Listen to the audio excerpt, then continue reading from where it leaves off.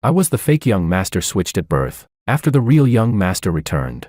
I suddenly began to hear the inner voices of the whole family. My sister, with her cold and distant expression but a stunning curvy figure, looked at me while thinking, "Since there's no blood relation, then let me have your child."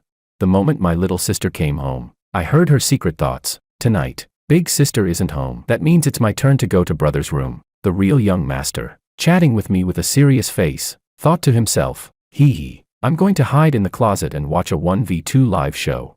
Chapter 1. When the system dropped me here, it only told me that my mission was to get along harmoniously with the real young master's family. Then it hurriedly pushed me away. As the fake young master, seeing the deep and bitter gaze of Willow for the first time, I felt uneasy. I quickly grabbed the system in my mind and asked, "System Godfather, when will you come back?" The system gave me a look and said sorrowfully, "Good son, the adult script side has malfunctioned. The scenes are too explicit. I'm afraid it would scare you. Remember, your script is the happy family reunion version. Take care of yourself." After that, it slipped away. Today, I went with Willow to the welfare home. Willow stood at the doorway, arms crossed, her chest full and heavy, spilling with attitude, chatting lazily with the director. I walked over slowly. She glanced me up and down, then nodded to the director. She walked ahead while I followed closely behind. Thinking of the family reunion script, I figured I shouldn't be kicked out of the house. I took a deep breath to steel my nerves. I reached out and put my hand on her shoulder with a cheeky grin. "Big sister." Her expression was icy, and she obviously paused for a moment. I smiled at her, then took her hand and led her step by step. My sister's figure was graceful, her walk swaying with elegance. I remembered when I was little, she used to pull me along so fast I had to run to keep up. Now that I'm grown, it's her who struggles to match my pace. After the college entrance exams, Willow stayed home more and more. Sometimes, we even stayed in the same study room. It always felt a bit unnatural, like I should find something else to do. At the dinner table, I casually said, "Sis, my classmate Freya just found a summer job. Maybe I should try one too." Willow raised her eyes at me, then gently placed a chicken wing in my bowl and asked softly, "Running out of money?" I shook my head quickly. No, it's not that. Strange, it's supposed to be the happy family script, so why do I feel so nervous? Scratching my face, I added, "I just thought I'd." Before I could finish, I saw Willow frown deeply. Her gaze was dark and penetrating as she put down her chopsticks and stared at me. I immediately switched gears. Well, now that I think about it, it's too hot outside anyway. Home is better, with air conditioning, and with big sister. Willow stood up and jabbed my forehead hard. With exasperation, she said, "You brat, behave yourself, got it?"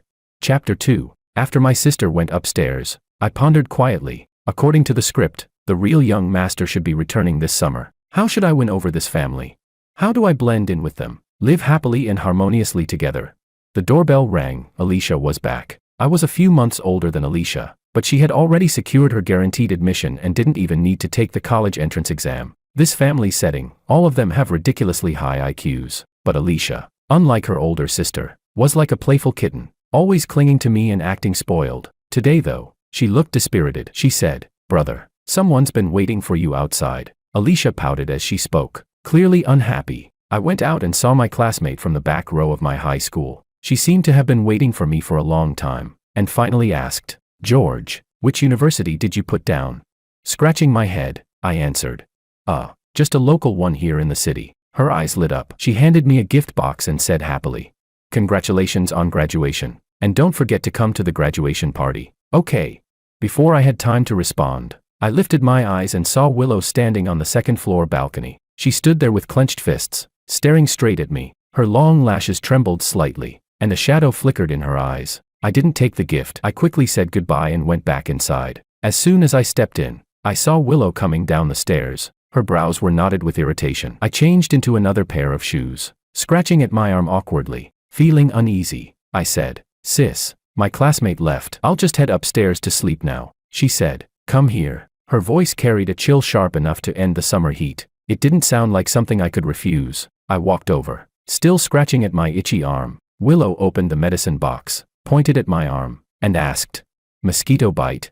I lowered my head. Sure enough, there was a huge bump. My sister pulled out a cotton swab, dipped it into some white ointment, and said to me, "Give me your hand." I almost died of fright just now. Thank goodness the script I received was family happiness. Otherwise, with the way Willow had looked at me with those brooding eyes, I would have thought I was in the Yandere script, the kind where she locks me up in the basement. Chapter 3. The faint scent of perfume mixed with medicine drifted into my nose. I slowly extended my hand, but Willow directly grabbed it and applied the ointment herself. My body stiffened instantly, my head buzzing. My hand, my God. She had pressed it against her ample chest.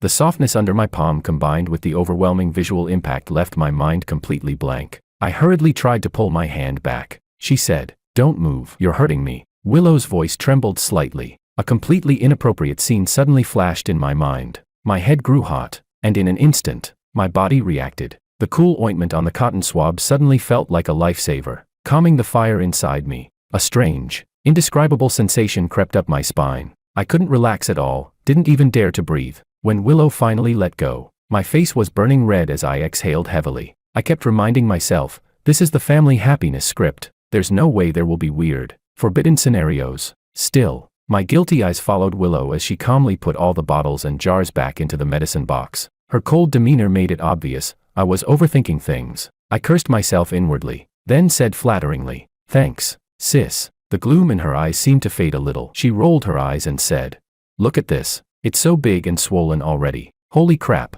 What kind of words are those?" I looked down nervously. Oh, she meant the mosquito bite bump. Still, phrasing it like that was way too misleading. She said, "Don't go out at night anymore." From her perspective, I was her little brother. What she meant must be, in the summer, mosquitoes are everywhere, and if I go out, I'll get bitten. Yes, it must be that. I nodded quickly. After going upstairs, I took a shower while Willow went back to her room. Just as I finished bathing and came out, I heard Willow talking on the phone. I hadn't intended to eavesdrop, but I clearly heard the words "welfare home." Crap, my cover is blown, the real young master is about to return. Her door was slightly ajar. I crouched by the crack. Her voice grew softer and softer, until there was only silence. But I knew the call hadn't ended, the faint electric current sound still lingered. It felt as if venomous scorpions were crawling all over me, like a thief who had gotten away for years but was finally discovered. With Willow's feelings toward her brother, would she start to hate me? Could my family happiness script still continue? Just as I was thinking this, the door suddenly swung open, the dim light spilled out, and I was caught off guard, meeting Willow's icy, piercing gaze head-on. Chapter 4, I said. Something fell, and hurried to explain. Willow narrowed her eyes, looking down at me as I crouched on the floor rubbing something. I stammered.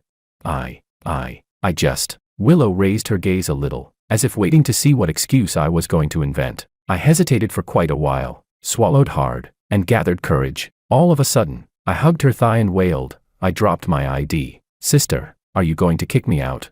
Even I didn't expect myself to confess so quickly, maybe because the system was still busy repairing her adult script and had no backup. Or perhaps because, in front of Willow, lying was impossible for me. I seem way too honest. Willow looked me up and down. Her cheeks turned red, and for a moment, her breathing stopped. She let out a faint sigh and said, "Get your head straight, and if there's something, we'll talk about it tomorrow." As I lowered my gaze, I realized that when I got up after pretending to search on the floor, the zipper of my pants had folded over, making a very conspicuous bulge. How embarrassing. I felt uncomfortable and turned around to leave. Suddenly, Alicia poked her head out of her room and smiled. "Brother, will you come see my performance tomorrow?" She leaned halfway against the doorframe, radiant. That carefree creature, soon she'll have a new brother. I sighed. All right. I patted Alicia's head and thought silently, I have to stick to the happy family reunion script. I don't know if it was my imagination, but when Willow saw me pat Alicia's head, her gaze seemed to darken slightly. So now that they know I'm not part of the family, I can't even pat heads. From the other end of the hallway, under the dim light, I patted her a few more times. "Well then, I'll pat. Alicia's eyes lit up, and she asked, "Does brother like patting my head?" I smiled awkwardly. "Yes, I like it a lot." After saying that, I had the feeling Willow was about to appear in the doorway at any moment to catch me. I quickly slipped into the bedroom. The scent of ointment on my arm reached my nose. Sleep overcame me. In the dream, a warm, soft arm wrapped around my neck. It tickled a bit and I moved away. That person became even bolder. She coiled around me like an octopus. Her voice whispered in a seductive tone, "Call me sister." Was I just pinned down by a ghost? And that ghost even demanded me to call her sister. What the hell is this problem? I frowned and tried to turn over, but then she nibbled softly on my shoulder. It tickled, and I shrank back. Finally, she leaned closer and kissed me, warm, intense, and passionate. When I came back to my senses, she stopped, Her warm breath brushed my ear as she said, "Call me sister." Chapter 5. I mumbled, "Sister, I'm sleepy." Finally she stopped fussing. She poked my forehead and said, "Go to sleep, little liar." After one night I woke with a dry mouth and greedily grabbed the water on the bedside table, chugging it down. Strange, after sitting out all night, why is it still just warm? Has Auntie Wu been this meticulous? My rich second-generation life is really too precious to give up. I rubbed my eyes and suddenly noticed that the System Conquered panel showed my conquered progress had become 5%. The panel that hadn't changed for so long had finally come back to life and displayed the conquered progress. I shouted, "System!" The system was still offline. I licked the corner of my mouth. Hiss, it hurt a little. I rushed to the bathroom and took a closer look. Wait, my lip corner was a bit scabbed and swollen. The bumps on my arm had gone down. So why did they shift to my lips? Are there really this many poisonous bugs in this villa?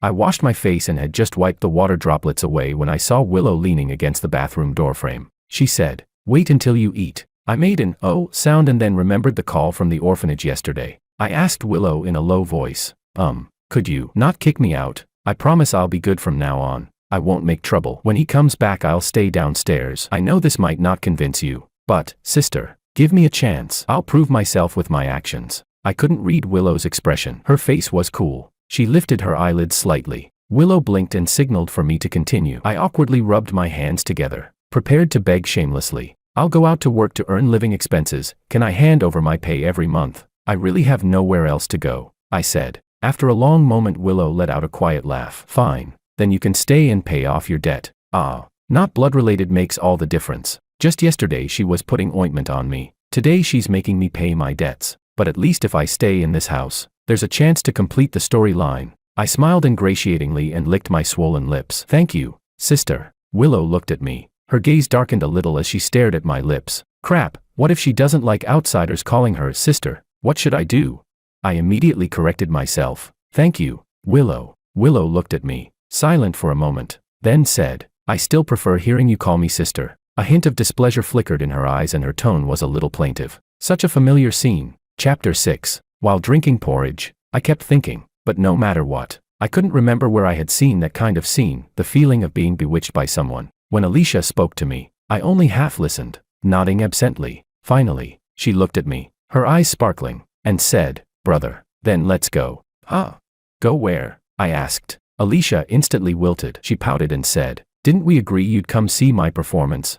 I coughed awkwardly. Right, Alicia had already told me yesterday that she wanted me to go to her school's art showcase. She must have been reminding me again just now. I didn't want to dampen Alicia's mood. Besides, Willow was probably coming back today with the real young master. If I stayed home, I would only ruin the reunion of the sister and brother who had been apart for so long. As for Alicia, silly and naive as she was, she probably didn't mind having an extra debtor living in her house. I looked at Willow and asked, Can I go? Willow said nothing, but Alicia tugged on me. Brother, let's go. I practically escaped, letting Alicia drag me away. Once in the car with Alicia, she handed me a bag of bread. Brother, you didn't eat much. Then she tilted her head in puzzlement. Are you very afraid of my sister? The bread smelled delicious. Inside the car, Alicia's sweet and pure scent filled the air. I sobered up a bit and realized, just now, Alicia had called Willow my sister. Before, she would always say sister. I asked her, You found out? She nodded. It was obvious. She must have discovered that I wasn't the real Georange. That's why she said it that way. Alicia looked out the window and didn't continue the topic. As the car rolled forward slowly, I paused, then confessed. My original name is George. Because of some reasons, I was mistaken for Georange. Alicia, I already made an agreement with Willow. I'll stay here to pay off my debt. As if afraid Alicia might also want me gone, I hurried to bring up Willow's name. In any case, my mission wasn't complete. I couldn't leave. Clinging shamelessly was always a way to stay. Alicia stared at my uneasy expression for a while. Then the corners of her lips curved slightly. Brother, I can help you pay the debt. I have lots of pocket money. She paused, then added, I'll help brother pay the debt. In exchange, brother will take care of me from now on. Okay. As if worried I wouldn't believe her, she pulled out her phone to show me. It's true, I'm really rich. See for yourself. What? It felt like my throat was being squeezed. At that moment, my shameless persistence faltered. Alicia handed me a yogurt. Naturally, I opened it for her. I hesitated. So you're not going to kick me out?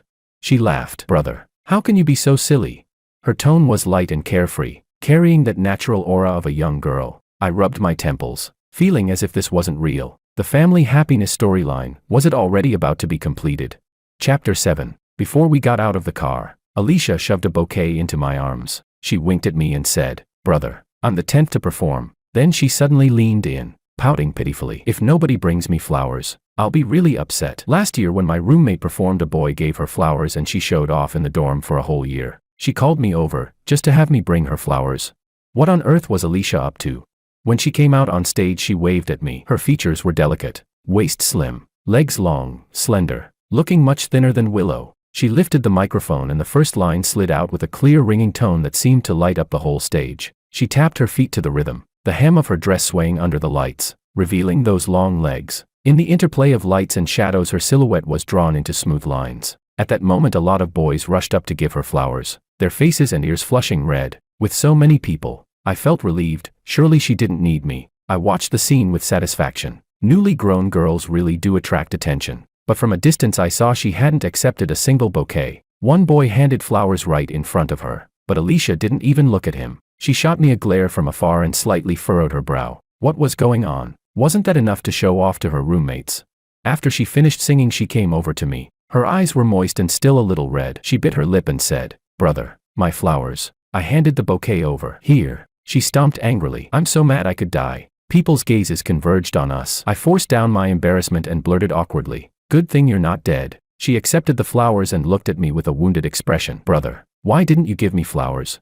I explained. "Well, I saw lots of people were giving you flowers already," she said. "I only wanted brother." A long silence followed. Alicia casually stretched her long legs forward, her ankles lightly touching, lounging in a lazy, comfortable posture. I asked, "When are we going back?" She didn't answer, and the silence felt awkward. When I stood up, Alicia took a long stride and planted herself in the middle of the road with her hands on her hips. She snorted coldly. "Brother, did Willow go to your room yesterday?" I answered. "Huh? When?" Her gaze was chilling. "Didn't you know what she did?" My hand unconsciously went to my lips. She asked, "Did she kiss you?" Only then did it hit me. In my dream someone kept insisting I call her sister. Could it have been more than a dream?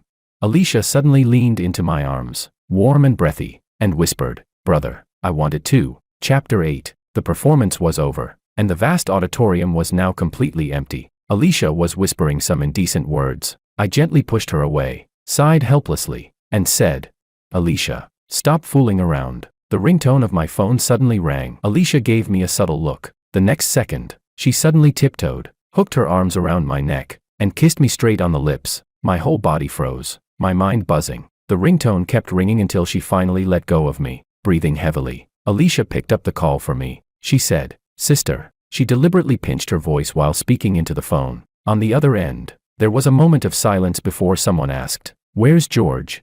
Still with that fake tone, Alicia said, "Brother is right beside me." "We're not really convenient right now." I snapped out of it. Grabbed the phone back. What the hell does she mean by not convenient? "Willow," I quickly added. "Sister, do you need something?" Alicia was smiling at me, but her gaze carried a chilling coldness that made my skin crawl. Then she said in a voice neither too loud nor too soft, "Brother, I'm all sweaty. I need to take a shower first." With one long stride, she turned and walked away. On the other end, Willow must have heard that. Her breathing clearly faltered. Some repressed emotion finally erupted as she shouted, "So this is what you mean by proving yourself with actions? Huh? This is how you convince people?" I quickly replied, "No, no, no." Before I could finish, the call was hung up. Wrong. Everything was wrong. And then I suddenly noticed that the panel's conquered progress had updated again. 10%. Just from a kiss, there was actually progress. I called out to the system daddy in the auditorium for a long time, but it was still silent. "Seriously, you've been offline for years and still haven't fixed the adult script?" Wait a second. Adult script. When I woke up this morning, the conquered progress had become 5%. But ever since Alicia kissed me, it jumped from 5% to 10%. So kissing increases progress. At this rate, I'm seriously beginning to doubt, did I really get the family happiness script? Or is this actually some kind of romance script? When Alicia came back from her shower, her body carried a faint scent of lime soda. The atmosphere grew heavy. Driving the car, I felt like I was sitting on pins and needles. After a long while, I asked, "Do you think I can get into college?" The random question only made the air even colder. Taking a deep breath, I said, "Alicia, I have a bold idea right now." Alicia tilted her head and asked, "What is it?" I pulled the car over to the side. unfastened my seatbelt, and puckered my lips as I leaned in. The moment our lips collided, I saw the panel change, conquered progress 20%. Fuck. So this is the family happiness quest that System Daddy assigned me. Chapter 9. Alicia's eyes were bright. She coaxed gently, tender and lingering, now seducing, now retreating, her lips and teeth entwining in a testing dance of wanting to resist yet yielding. The conquered progress displayed 55%. Seeing the number on the panel, I grabbed the back of her head and kissed her harder. The slow, precise siege felt like a drumbeat in my chest. My mouth went numb, but the number on the panel didn't move, not at all. What the hell? The faint lime scent rushed to my nostrils and I shuddered. A jolt like electricity suddenly shot through my whole body. Our breathing grew more and more ragged. Could it be that Alicia wanted?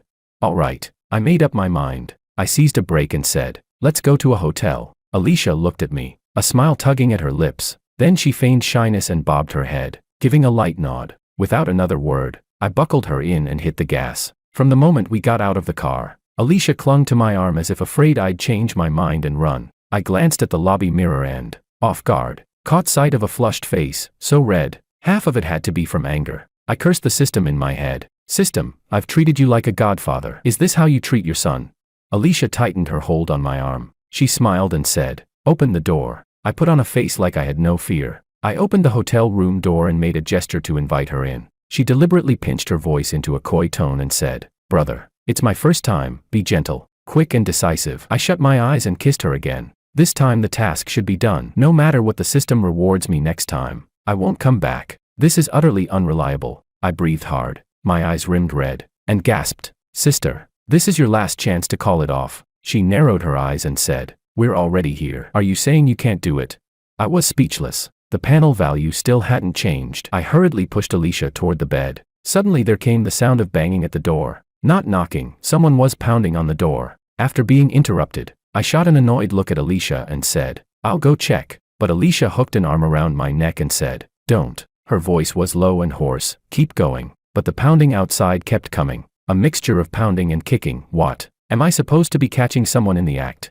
My mood evaporated. I pushed Alicia away, my neck still covered in lipstick marks, and walked to the door. Alicia stopped me, and, her clothes disheveled, opened the door. Chapter 10. The next second, a calm, deathly silence spread around. Finally someone spoke up, are you trying to persuade them in bed? The voice was icy and terrifying. My legs nearly gave out. It was Willow. That zombie siege-like commotion just now, was it all caused by Willow? I'm honestly impressed. I grabbed Alicia and looked at her, signaling, do you want to kneel with me? Alicia stayed the same, all restless desire. At last, a bright voice broke the stalemate. It's you, George. My knees went weak. The young master had returned. The true young master, George, grabbed me up and said, Aunt Wu has finished cooking. Willow said to wait until you and Alicia get back to eat together. So we came looking for you here. He patted my shoulder and said, everyone's here. Let's go home to eat. Young master, is this the time to be talking about dinner? We should be discussing whether I still have a head on my shoulders. Willow had deliberately sat in my car to isolate me, to keep me from touching Alicia, letting Alicia and George ride in her car. The air felt poisonous. If I didn't breathe, I'd die. If I did breathe, I'd still die. While sweat ran down my face, I heard the familiar electric hum, the long-absent system. The system said, George, big trouble. I felt crushed and replied, I can handle any bad news now. The system replied, the adult script over there collapsed. I can't clean this up. I replied, The system said, I thought I'd take refuge with you, but I found out your script here is also an adult script. I messed up from the start. George, you won't blame me, will you? I replied, I asked, how do I file a complaint about the system? The system was speechless, then replied, come on, I see your conquered progress is already 55%. Brother, let's not fight over money. Okay, 50 million. I sighed and glanced guiltily at Willow, ready to negotiate the conquest plan with the system again. Willow sat in the passenger seat, arms crossed, then suddenly said, it's not too late to admit you were wrong. I looked bewildered. Huh? What did I do wrong? Willow bit her lip and gestured with both hands like she wanted to strangle someone. The system said, George, don't provoke her. The remaining 45% is Willow's progress bar. What? I immediately switched to damage control and said to Willow, sis, I was wrong. I love you so much I didn't know what to do. Willow was speechless. The system continued, my bad for not telling you earlier. You have to conquer 2 characters this time. Alicia's 50% was easier, you've already completed that. As for Willow, The remaining 45% is going to be harder. No wonder I'd been making out with Alicia for ages and the conquered progress didn't change. I couldn't believe it and asked the system, so how did Willow's progress already get to 5%? Where did that come from? The system fell silent. I remembered and murmured, that night. Chapter 11. I felt strangely calm. I said, I want to die. The system tried to soothe me, don't die. I'll max out your mod. Now you can hear the inner thoughts of the other three. George, your little world hasn't collapsed yet. Keep going, you must finish the task. Otherwise, if the plot breaks down, I'm afraid you'll really end up penniless. After the mod that lets me hear others' thoughts was enabled, I'd barely gotten home when Willow's inner voice reached me. She thought, we only just found out we're not blood siblings yesterday, and today he's already taking Alicia to a hotel. I pursed my lips. We're all adults, so what?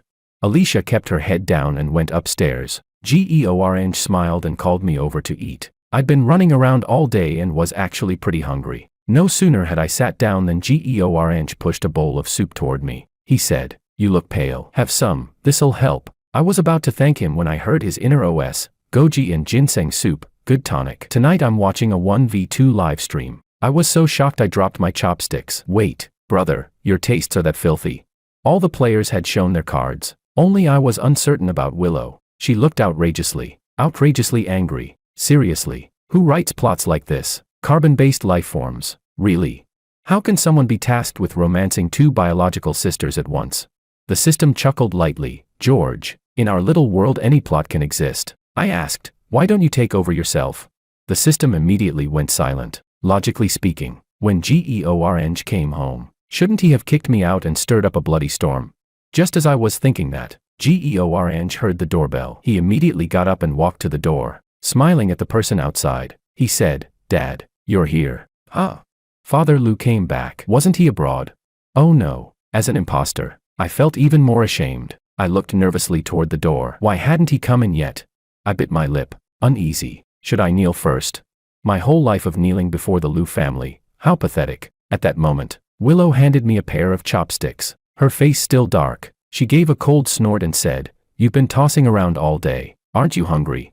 Under Willow's gaze, I tremblingly picked up a piece of meat. Willow thought to herself, could it be that he's been scared sick?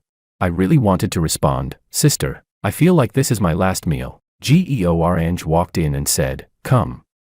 My dad brought gifts for everyone. I put down my chopsticks and asked, isn't Father Lou coming in? Georange let out an oh, dropped the large bags onto the sofa, and suddenly remembered, oh, the one at the door is my foster father. He's in a hurry to attend an international summit. Don't take it the wrong way. I let out a long breath, scared me to death. Willow rolled her eyes and said, if you don't do guilty things, you have nothing to be afraid of. I didn't dare reply, only whispered to the system, Willow's character setting has changed. She's become all sarcastic. Chapter 12. I didn't know whether she was talking about taking her brother's place, or about taking Alicia to a hotel room. In any case, I guess all my buffs were fully stacked. Georange, probably noticing that I wasn't in high spirits, poured me a drink. He said, what a coincidence, your name is George, and I'm Georange. Easy to get mixed up. Besides, my foster parents treat me especially well. They're even richer than my real father. I felt ashamed. Ever since I got the script of misplaced identity, I've been feeling guilty for 5 years. Although I used all my points to exchange a 1 in a million family background for Georange. After all, they weren't his real biological parents. I had stolen 5 years of his life. Now, the real Georange had returned. The system also noticed my sadness and said, don't be like that. Didn't the Lou family go bankrupt? Back then you and Willow squeezed into one room to sleep. You even ate coarse grains and wild greens. Georange never went through that kind of suffering. Although I was forced to follow the plot, some of the harm was indeed caused by me. I looked at Georange solemnly and said, I'm sorry. Georange smiled and said, I accept it. After dinner, I gathered all the birthday gifts I had received over the past 5 years. I brought Georange over and said to him, these are from Mom and Dad. Those over there are from Willow. The ones on the shelf are from Alicia. And the ones on the bed are the ones I prepared. They are all birthday gifts for you. Georange gave a soft laugh and said, I accept them. I said, I'm really sorry, Georange. I thought to myself, after completing the task, I would leave quickly. I moved downstairs of my own accord. Along with me, I brought a photo of Willow and me. That year, on my birthday, we were still living in a small rented room, just Willow and me. After the family went bankrupt, Mom and Dad took Alicia out with them to seek connections and favors, leaving only Willow and me to live in that cramped and narrow rental. The weather was cold. Willow crouched beside me and took a picture with an old camera. She rubbed her red hands and handed me the photo. She said, "Happy birthday. Grow up well. Later. Your sister will make sure you live a good life." Everyone upstairs was asleep. I looked at the messy room downstairs, feeling helpless. Alicia was locked in by Willow, unable to come out, and kept sending me messages. Alicia wrote, "Brother, save me. If you get me out, I'm willing to do anything." As everyone knows, when a woman says she's willing to do anything, in fact, it usually means only one thing. Knowing I had already conquered Alicia, I lay on the sofa and picked up my phone. I replied to her, "I don't think we're suitable." Alicia was speechless. She replied, "We haven't even done it yet, and you say we're not suitable. Are you playing me? Do you like my sister instead?" A barrage of messages came flooding in. I replied, "If you want to think of me that way, I can't help it. Sometimes I feel like I really am kind of a scumbag." Chapter 13. Too lazy to tidy the room. I just made do on the sofa. I woke up thirsty in the middle of the night and went to get a drink. The moment I opened my eyes, I saw a figure in a white dress standing on the balcony. The system got a fright and screamed in my head, "Ghost." I was startled too, and reflexively picked up a slipper and hurled it at the figure's head. The next second, the person turned, bullseye. The system said, "It's a beauty. You scared me to death." It was Willow. What was she doing out here? I muttered, "I assent this even scarier now." She walked over with a resentful look in her eyes. I couldn't hear her inner voice, only felt that her expression was complicated. She put down the slipper and asked, "Why are you holding that photo?" "What photo?" Following her gaze, I saw the photo of Willow and me from when we were kids, sitting on the coffee table. Although the house was falling apart, I was smiling so happily in it. Seriously, if I gave this as part of the present to Georange, wouldn't that just make things awkward? It would upset her too. I shrugged and said, "I just found it." I felt ripping it up would be bad luck. Willow's voice was like ice. She bit her lip and said, "You still want to tear it up?" I scratched my head and said, "I didn't tear it, did I?" Willow's eyes moved from the photo to me. She stared at me, and there was actually a hint of grievance in her look. The system piped up, "Perfect timing, an unaccompanied man and woman. Go for it." I was speechless. I felt awkward, really awkward, but somebody had to make the first move, right?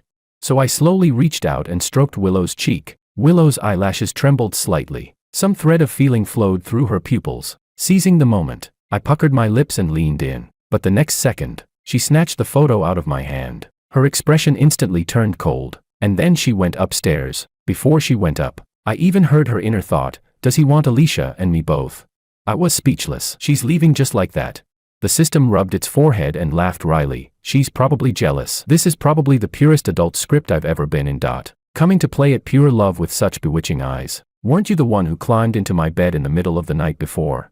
Chapter 14. The good news was, Alicia felt like I had played her. She decided to give me the cold shoulder and started ignoring me. The bad news was, Willow ignored me too. I asked the system, "What should I do?" Willow won't cheer up no matter what. The system asked, "What exactly did you do to coax her?"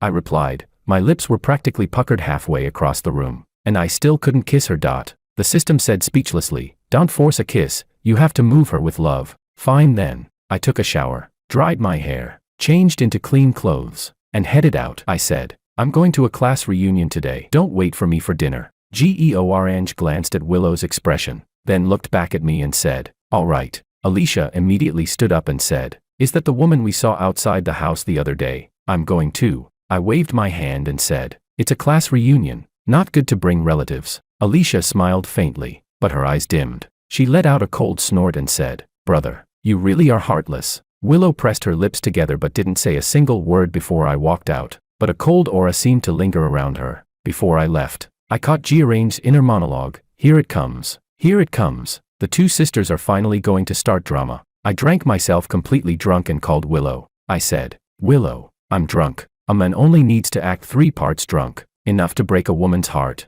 she replied. "Call a driver." "Why are you calling me?" Such an icy tone. 10 minutes later, I saw Willow, and the burning heat in her eyes. What a stubborn woman. I pretended to be dizzy and naturally let my hand rest on her shoulder. The moment I leaned closer, I caught the strong fragrance of roses surrounding her. In a hoarse voice, I said, "Sister, I want that photo." Supporting me, Willow raised her eyes and looked at me. "Why do you want it?" Her gaze was deep and blazing, as if it could devour me. I wrapped my arms around her, leaned down close to her ear, and whispered, "Willow, let's go home. Georange and Alicia aren't there." I also said, "I bought you some new clothes." Chapter 15. I called ahead and had Georange distract Alicia. Georange sent me encouragement from afar. "Bro, you got this." The moment Willow opened the door, I pinned her against the wall and kissed her forcefully. She didn't pull away, but she didn't respond either, until my lips went numb. She looked at me and asked again, "Why do you want the photo?" Then I heard her inner thought, "Have you done this with Alicia too?" I looked at her and said earnestly, "No, Willow, only you." So she'd been wanting a straightforward, unequivocal answer all along. All my anger evaporated. I put both hands on her shoulders and said, "Sis, I want the photo, and I want you." In just a few seconds she cooled, stood before me, kicked off the loose slippers barefoot, wrapped her legs around my neck, and kissed me. By the time I reacted, she had taken absolute control. Her hair curled and flowed like mountain rivers. Light and shadow rose and fell, like tides lifted by the night wind. The scent of roses swallowed my words and emptied my thoughts. I no longer had the energy to pay attention to changes in the panel's conquest progress. I blindly followed the laws of life. When Georange and Alicia returned, Willow was already in new sleepwear. The unusually tidy living room and the removed sofa cover made things look oddly conspicuous. Georange frowned, glanced at me, then at Alicia, and raised an eyebrow. Alicia handed me my acceptance letter with a cold face. She said, "The acceptance letter arrived days ago." Willow had just finished showering. Her brow was still damp. Alicia widened her eyes and opened her mouth. "It's broad daylight. Why are you taking a bath?" No one answered her question. I looked at the panel with satisfaction. 100% conquest progress. I said to the system, "Stop playing dead. Can I return to the real world now?" The system rubbed its hands and tried to placate me. "Did I ever tell you the outside world has collapsed?" I asked, "What does that have to do with me?" The system whined, "Wah, the programmer just informed me someone sabotaged the passage back to the real world. Repairing it will take 4 years. Chapter 16. Cry all you want. Suddenly the system dropped to its knees and pleaded, "Host Dad, I'll call you Dad. Boo-hoo. Please, don't report me. You're going to study at a university here for exactly 4 years. This is a top-tier school here. I promise the teaching quality is the same as the real-world top schools." I tore open the acceptance letter and threw it in the system's face. "You kidding me? To butter me up, the system started assigning me all kinds of power-ups and hacks. Blind box pulls always hit the jackpot. Getting tickets was guaranteed, and every lottery ticket I bought won. The system frequently sent attractive NPCs my way. After seeing so many beauties, I still found none of them matched Willow. After all, she's the protagonist of this world. Someone put effort into modeling her. Alicia's tactics to compete for attention changed day by day. As soon as Alicia glanced at me, I knew what she was plotting. Like, "Sis isn't here tonight.